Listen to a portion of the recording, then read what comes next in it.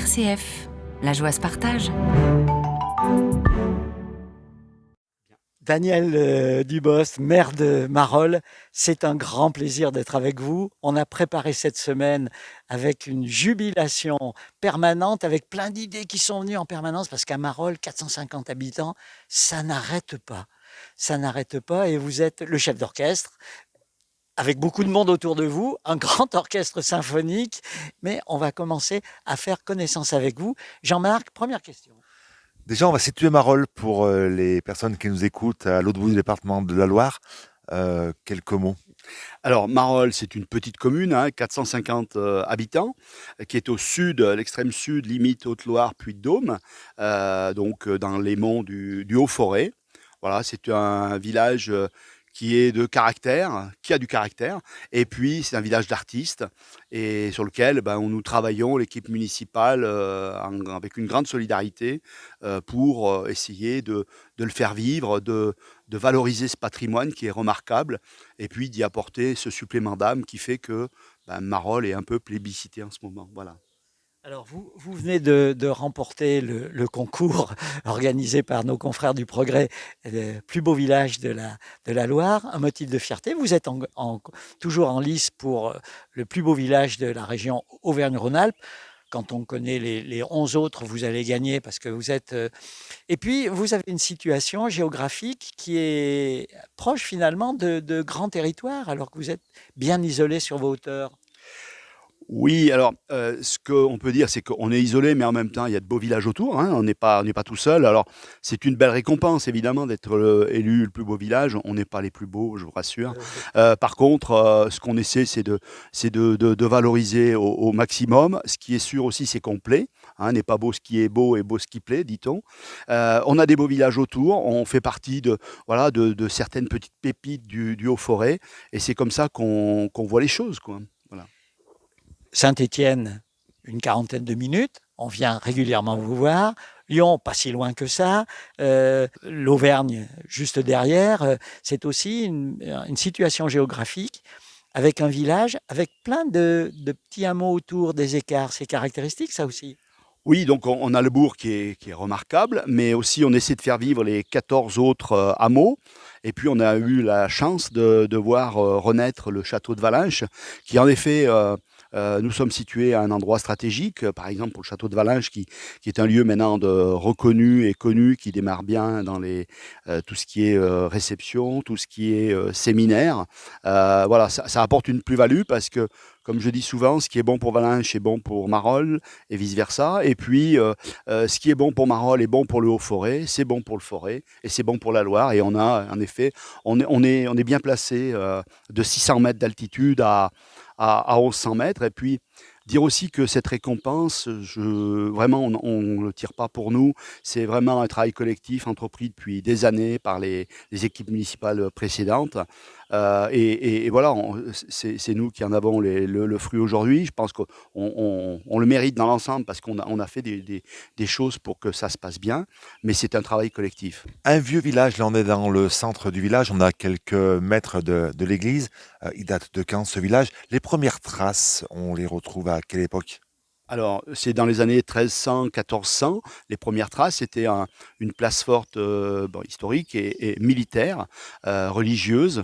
Voilà, c'est pour ça qu'on a cette particularité d'avoir aussi, on va dire, une église qu'on croit à deux clochers. En fait, c'est un clocher et une tour. Tour d'ailleurs que nous avons rénovée récemment et qui va être une fierté puisqu'on va pouvoir y accéder très prochainement. Alors, on fait connaissance maintenant, on a fait connaissance avec Marolles, on fait connaissance avec Daniel Dubost. Marolles, c'est une longue histoire, même une longue histoire familiale de tradition, d'engagement au service des Marollais et Marollaises. Oui, il y a un peu d'atavisme là-dedans. En effet, mon grand-père était maire il y a un siècle, en 1924 jusqu'en 1945. Et mon grand-père a eu, avec son épouse, ils ont eu 16 enfants. Et mon papa était le 16e. Et donc, voilà, je suis le plus petit du 16e enfant du maire de 1924, Jean-Marie Dubost. Voilà.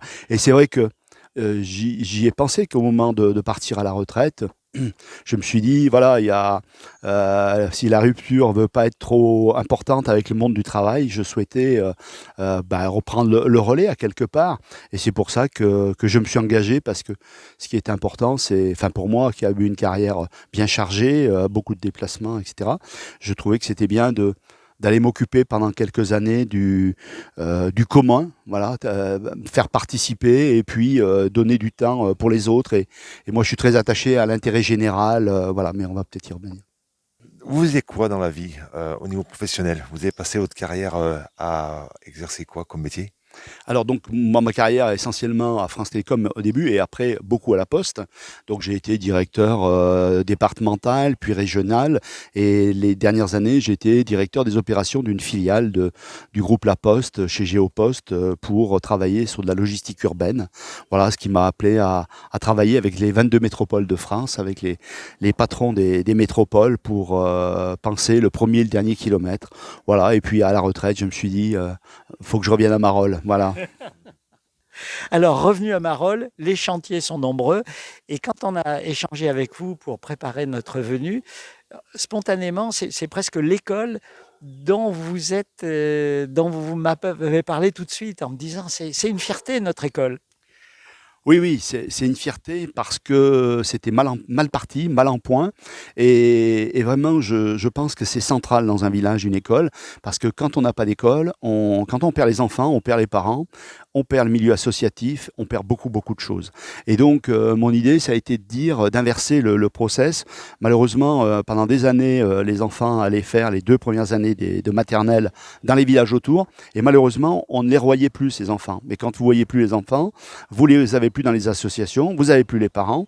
Et donc, je tenais à ce que, eh bien, on trouve la solution pour accueillir tous les enfants à l'âge de 3 ans. Et c'est ce qu'on a fait avec un partenariat avec Saint-Bonnet-le-Château. Alors, bien sûr, dans les villages de votre taille, il y a des regroupements pédagogiques et il faut trouver des solutions qui donnent satisfaction à tout le monde. Et la nouvelle situation que vous avez proposée à vos collègues, finalement, donne satisfaction à tout le monde. Elle a été validée par les services de l'éducation nationale. C'est exact, voilà. Donc, ce qu'on a proposé, c'était pas une forme de RPI, hein, c'était de dire, l'école de Marolles, modèle de classe unique, a toute sa place. On a dit, on prend les enfants à partir de 3 ans, ils font 3 années de maternelle, ils vont faire 3 années CP, CE1, CE2, et puis on a passé un partenariat, en effet, avec l'éducation nationale, avec Saint-Bonnet-le-Château, et les enfants, au lieu de les faire partir en 6e, pour un grand saut, eh bien, on les fait partir à partir du CM1, ce qui nous permet d'abord d'accueillir tous les enfants à Marolles, de ne plus avoir des enfants qui vont dans les écoles autour, qui était quand même quelque chose aussi financièrement qui était coûteux. Et donc, on s'est dit, voilà, on récupère les enfants, on passe un partenariat, et puis on fait en sorte que les années de CM1, CM2 soient exactement pour les parents au même coût que s'ils étaient à Marolles.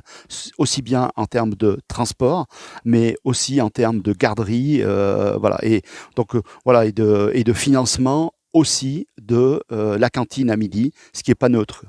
Bien sûr. Alors, ça veut dire que les enfants entrent à l'âge de 3 ans. Ils sont maintenant de plus en plus nombreux. Oui. C'est à la fois fierté, mais ça veut dire des coûts, voilà. Dites-nous comment l'école de Marolles est donc organisée maintenant, à la rentrée de septembre. Alors, cette année, on avait 23 enfants. L'année prochaine, on a une grosse année des enfants nés en 2019, ce qui fait que, on va passer à 29 plus 2 Ukrainiens. Voilà, donc on va être 31. Et comme on a d'excellentes relations parce que notre modèle a séduit aussi l'éducation nationale, et donc ils vont faire un effort pour qu'on ait une ressource supplémentaire l'année prochaine. Donc on aura un dispositif avec 31 enfants.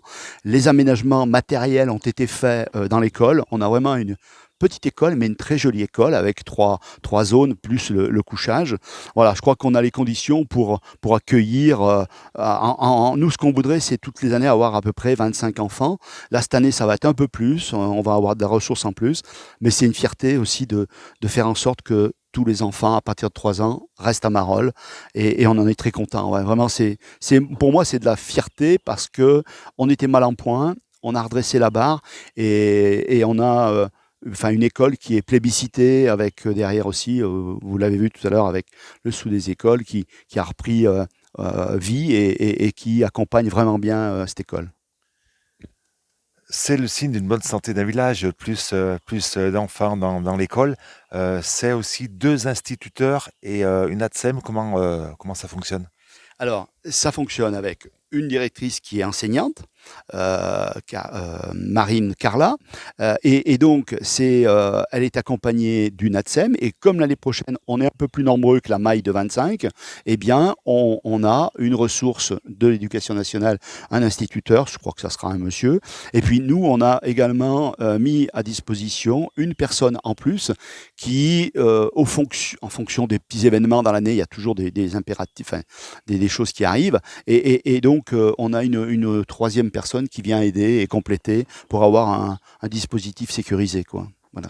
Alors, on voit comment, en peu de temps, finalement, ce chantier qui vous tenait vraiment à cœur a abouti. Parce que tout le monde s'y colle, quoi. C'est un peu votre philosophie, on a l'impression, maintenant qu'on vous connaît un peu mieux. C'est-à-dire chef d'équipe, mais embarquant tout le monde avec vous. C'est votre philosophie? Oui, enfin, moi je crois aussi que l'être est un être grégaire, il a besoin d'avoir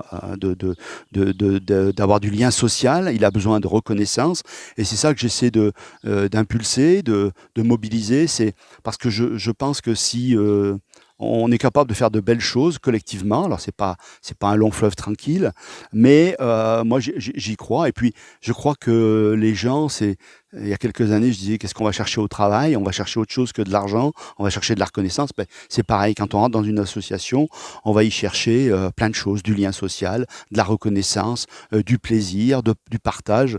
Donc c'est ça que j'essaie voilà, de donner, puis d'essayer de donner modestement l'exemple, quoi, d'apporter ce supplément d'âme.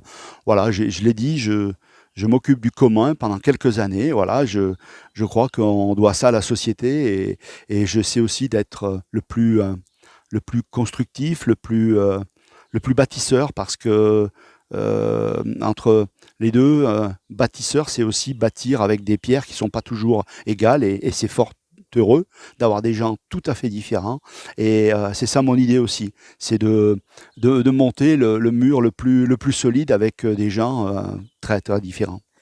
Vous nous donniez un exemple de la manière dont vous proposez aux associations des investissements et des locaux. Par exemple, avec les collègues de la société de chasse, vous ne construisez pas les locaux. C'est quand même, vous êtes quand même un drôle de maire, monsieur. Alors oui, c'est un bon exemple, et ça me fait plaisir que vous me parliez, parce que il y a une quarantaine d'années, je jouais au foot à Marolles, et je me rappelle à l'époque que quand on faisait un bâtiment, on se posait pas la question si on prenait une entreprise.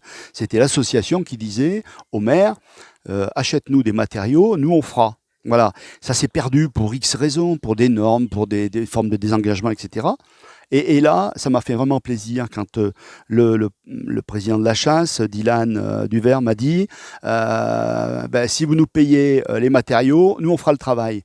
Alors voilà, sûrement qu'il y a plein de choses contestables, mais c'est pas grave, on va le faire, parce que je trouve que c'est extrêmement mobilisant pour l'association, et je voudrais qu'on revienne à des choses simples, voilà, et qu'on laisse un peu parfois de côté des normes qui nous éloignent des bonnes décisions et du bon sens, quoi. Voilà, on a des gens généreux qui ont envie de faire, qui savent faire. On va leur acheter les matériaux, et puis ils vont faire leur petite extension pour la chasse. Et je crois que au final, ça coûtera bien moins cher à la commune. Tout le monde sera content, et on aura fait du lien. Et eux, ils auront été utiles, ce qu'ils sont. Alors, Marolles, c'est depuis très longtemps un village, on évoquait le fait que c'est dans l'année prochaine le 10e anniversaire, un village d'artistes. Là aussi, c'est la caractéristique du village, et pour l'extérieur, quelque chose de très important. D'autant qu'il y a les sentiers sur lesquels on peut se promener. Vraiment, c'est important pour le village. Oui, c'est important. Village de caractère, village d'artistes. Nous, ce qu'on veut, c'est vraiment jamais être dans une impasse à être monoséquencé sur la culture. C'est plein de choses. Vous l'avez dit, c'est des parcours artistiques, c'est de la musique, Dites-nous un peu en quoi ça consiste. Alors, c'est à l'initiative d'une association d'artistes qui a imaginé un parcours, je crois, de 9 kilomètres avec des œuvres posées ça et là. D'ailleurs, cette année, la mairie va financer une œuvre qui est à Ronchevous, juste à peu près 1 kilomètre d'ici, qui est magnifique. Je vous invite à la découvrir. Voilà, je pense que c'est vraiment ce qu'on veut faire. Vous avez vu aussi qu'on essaie de mettre en place avec Moisson de Culture une saison culturelle. L'idée, c'est vraiment d'amener de l'événement, de mettre de la chair autour de l'os, comme on dit, pour que eh ben, les gens aient envie de venir, et puis des gens différents. Moi, ce que je souhaite, c'est que les artistes, eh ben, ils font des belles choses, eh ben, qu'ils soient visités par des gens qui, a priori, n'étaient pas forcément portés là-dessus, et puis finalement, ils découvrent qu'il y a des belles choses à voir. Combien d'artistes à Marolles? Alors, on en a 5 à l'année en résidence. On en a 8 qui viennent de avril à octobre, les week-ends, plus tout l'été. Et puis, on fait un espace pendant 6 semaines où on loue des espaces d'exposition pour des artistes qui viennent une semaine. Et comme on va avoir l'exposition exceptionnelle sur Raymond Depardon cette année, quoi. Voilà. Alors, dans votre village, et on leur donnera la parole, il y a aussi des agriculteurs. L'exploitation forestière est importante. Les habitants sont obligés de tous aller travailler à l'extérieur ou il y a de l'activité? Alors, vous avez raison de le dire, l'agriculture, c'est quelque chose qui est central et qui est à l'origine. Donc, c'est important les 6 exploitations, de leur donner les meilleurs moyens d'exister. Je crois aussi que c'est important de faire cohabiter, de faire travailler ensemble des agriculteurs avec, il n'y a pas les frontières sont pas étanches entre le monde de la culture, entre le monde de l'agriculture, le monde de l'artisanat, le monde industriel. Alors évidemment que la plupart des emplois se font dans le sud, enfin, du côté d'Andrézieux, Saint-Étienne, etc., Montbrison, ou Saint-Bonnet-le-Château. Mais ce qu'on souhaite, c'est que ce qu'il y a de sûr, c'est que quand ils viennent sur Marolles, c'est un plaisir d'être là et qu'on apporte une vraie plus-value par la qualité de notre village. Il y a aussi la poursuite de la transformation du village. Il y a encore du travail à faire sur le plan de l'urbanisme. Où vous en êtes là? C'est compliqué. Alors c'est compliqué, oui, parce que l'entretien, la maintenance, faire évoluer, ça coûte de l'argent. Les communes, souvent la taille et la maille commune n'est pas suffisante. On est donc à la Loire-Forêt Agglo. Enfin malheureusement, je dirais, on est 87, donc c'est pas évident de faire toute notre place là-dedans. On y arrive, voilà. Mais c'est important aussi d'avoir ces 2 dimensions. La commune où on garde le bon sens, parce que très souvent j'ai observé que quand on éloignait les décisions du terrain, on perdait beaucoup de bon sens. Et donc moi je tiens à ce que, même si on n'a pas beaucoup de ressources, les choses partent du terrain. C'est-à-dire qu'on a un besoin, et ben on essaie de voir comment on va y répondre. Alors évidemment que l'aspect budgétaire est central, on a fait beaucoup de choses. Voilà, je pense que les vœux de 2023, on va pouvoir, parce qu'on n'a pas pu faire une seule fois les vœux avec le Covid, on va pouvoir faire un beau film pour expliquer tout ce qu'on a fait en 2 ans et demi. Et je pense que les habitants de Marolles, on fait aussi ça pour eux quand même. Hein. C'est les habitants de Marolles, les visiteurs, hein, et sans les opposer, ils verront qu'on essaie de faire des choses. Il y a encore, vous l'avez dit, beaucoup de travail. On ne finira pas, voilà, mais il y aura des gens formidables qui arriveront après nous et qui feront d'autres choses. Voilà.